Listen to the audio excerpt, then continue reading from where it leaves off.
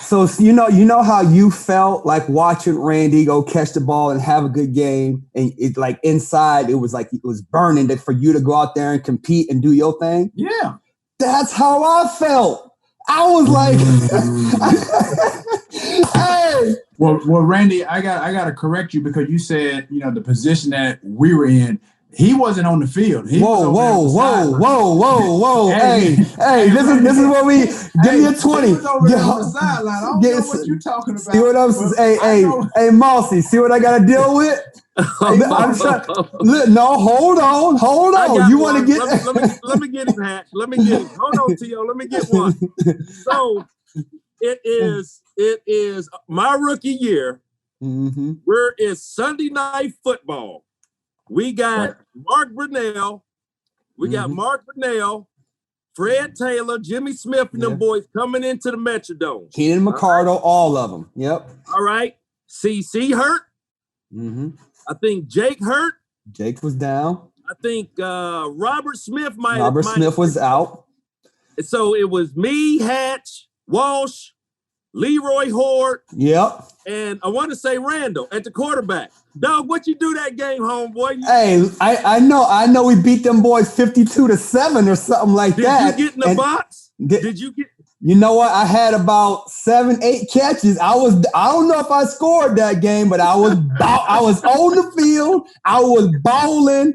I was killing the cover 2 cover. I did everything that day. You know what I'm saying? And here's what I be telling T.R. T.R. always talking about them 49ers when they came to town. I go, they wasn't focused because, we had Jerry Rice on the show and J.J. Stokes. So I got to hear that 49er talk, but we was the best receiving core ever in the NFL, right? No, you were not. Ever. And number one, we have the stats to prove it. No, you were not.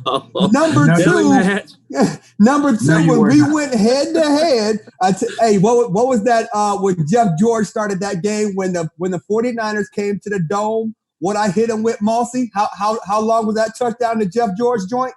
Was it 80? Did I go 80 over? Yeah. I think it was on Darnell Walker. Darnell Walker. I went 80 yards. I remember D-Walk. Yeah, hold on. I thought T.O. said you was warming the bench, bro. You see what I'm saying? So that was one. How many games you played? That was like what? One out of like 89 games. I didn't. Hey, you know what? I didn't play 80-something games. I don't think. So let me.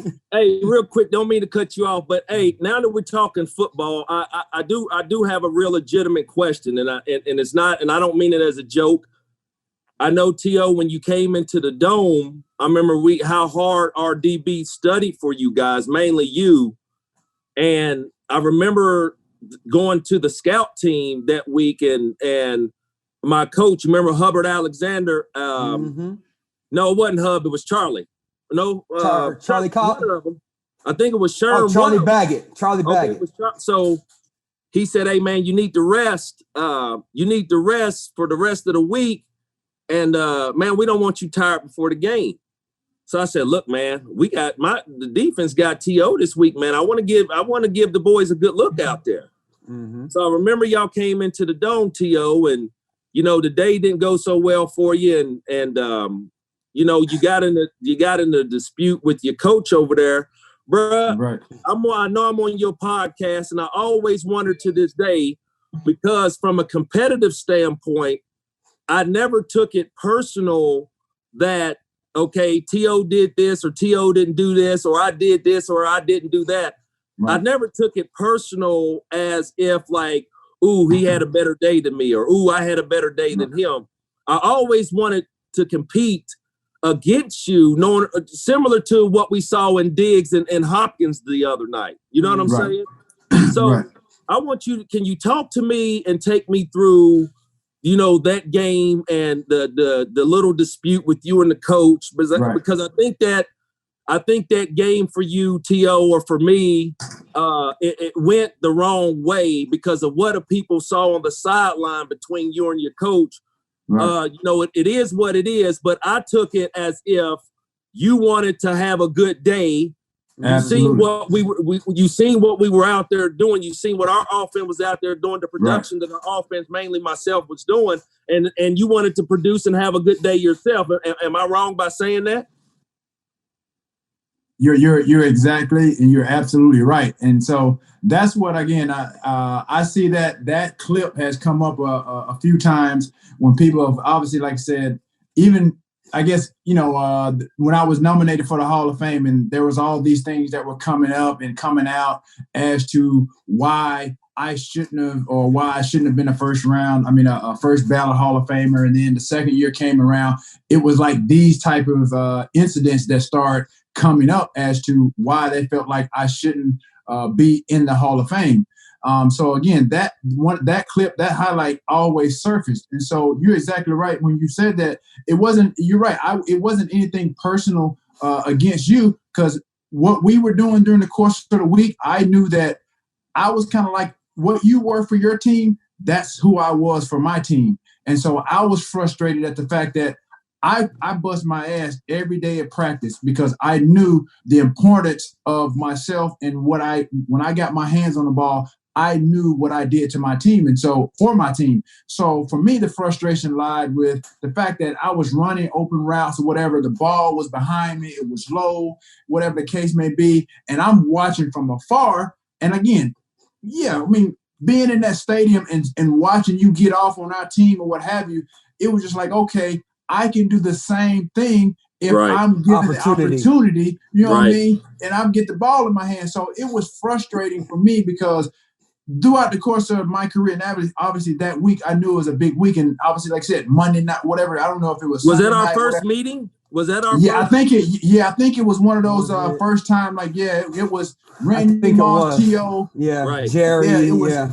Right. It was one of those things where we were highlighting the week, the course of the week. Everybody was looking forward to the matchup. And so, again, to me, to sit on the sideline and just watch you just run through our defense like a hot knife through butter, I was hot as fish grease. So I'm like, yo, get me the ball. So I can go do that to their team. Right. And so that's where the frustration lied. Again, as a competitor, I never really compared myself. Like I said, I was very aware of some of the things that you were doing. Like, at that particular time, bro, we were like the hottest things, since sliced bread. So obviously, we had these veteran guys on your team. You had Chris Carter, Jake Reed. On my team, I had Jerry Rice, and some other guys. So I learned and started to become a better receiver as seasons progressed for me. Right. But like I said, I was never on your level when you came into the league. My first 3 or 4 years, I could have never done what you did because you came, like I said, coming from Marshall.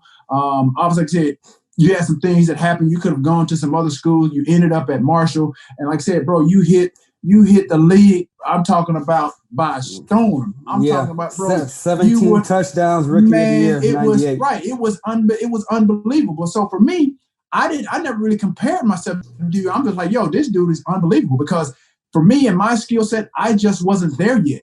I had a lot of developing to do as far as my skill set to become the receiver that I became. And so, being on that sideline, like I said, knowing at that particular time what I meant to my team, like I said, having, I think Jerry Rice, was he still on the team at that time? Yeah, Jerry was there.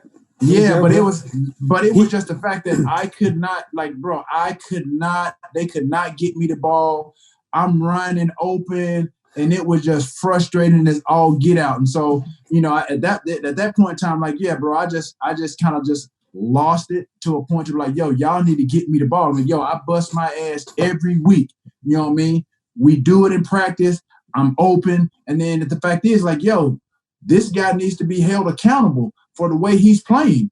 You know what I mean? Because like I said, at the end of the day, I practice throughout the course of the week.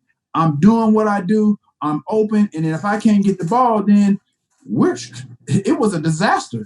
Like, so you know how you felt like watching Randy go catch the ball and have a good game, and it like inside it was burning that for you to go out there and compete and do your thing. Yeah, that's how I felt.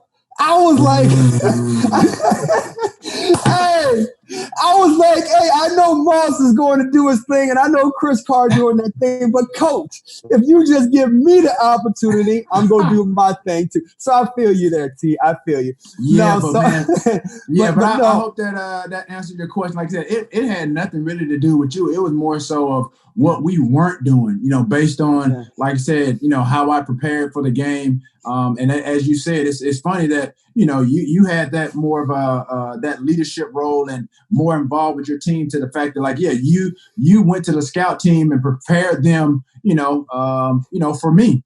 And for me, bro, I just wanted to, like I said, I just wanted to be productive. I just wanted to just at least make it a game.